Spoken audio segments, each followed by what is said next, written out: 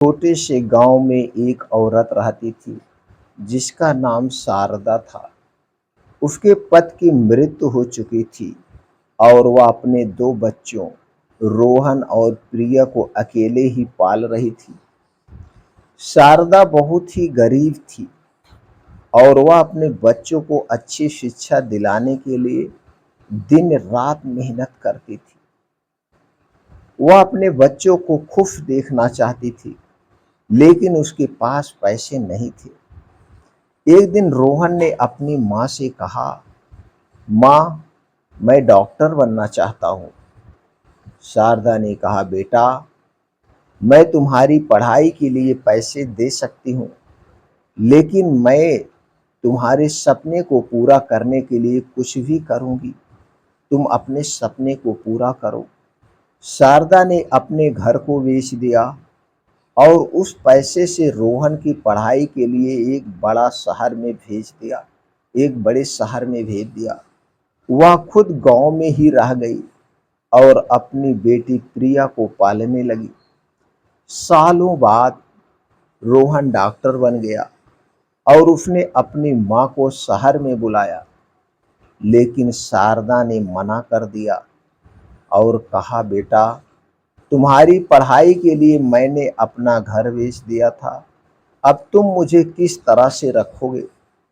रोहन ने अपनी माँ को समझाया और कहा, माँ, तुमने मेरे लिए इतना कुछ किया है, अब मैं तुम्हारे लिए कुछ करना चाहता हूँ। शारदा ने आखिरकार अपने बेटे की बात मान ली और शहर में चली गई, लेकिन वह अपने गांव को नहीं भूली और उसने अपने गांव के लोगों की सेवा करने के लिए एक अस्पताल खोला। रोहन और प्रिया दोनों अपनी माँ पर गर्व करते थे और उन्होंने अपनी माँ के सपने को पूरा करने के लिए काम किया।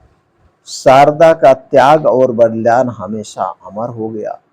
दोस्तों, इससे हमें क्या मिलता है? इस कहानी से हमें यह सीखने को मिलता है कि माँ का त्याग और बलिदान हमेशा के लिए अमर होता है। माँ अपने बच्चों के लिए कुछ भी कर सकती है।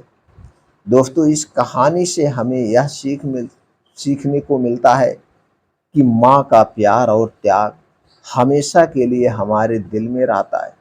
हमें अपनी माँ का सम्मान करना चाहिए और उनके सपने को पूरा करने के लिए काम करना चाहिए। दोस्तों, ये होती है माँ।